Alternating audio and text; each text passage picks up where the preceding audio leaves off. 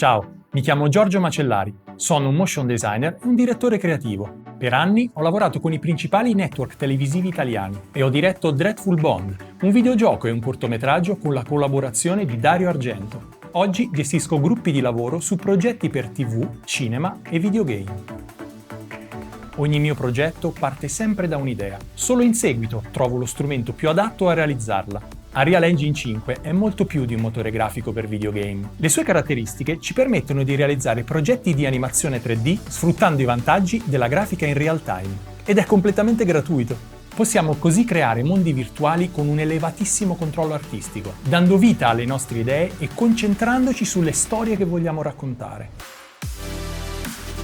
In questo corso Domestika imparerai ad usare Unreal Engine 5 per sviluppare progetti di motion design. Per il progetto finale realizzeremo una logo animation per un ipotetico cliente, sfruttando al massimo i diversi moduli del software.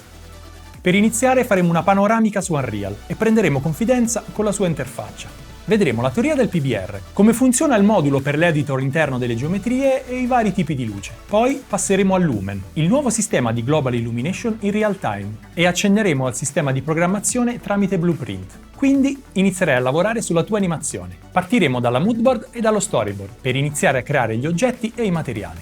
In seguito posizioneremo gli elementi nella scena e sistemeremo le luci.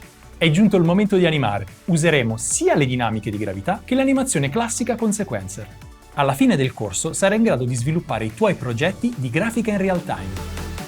Per seguire le mie lezioni non ti servirà altro che un computer con Unreal Engine 5.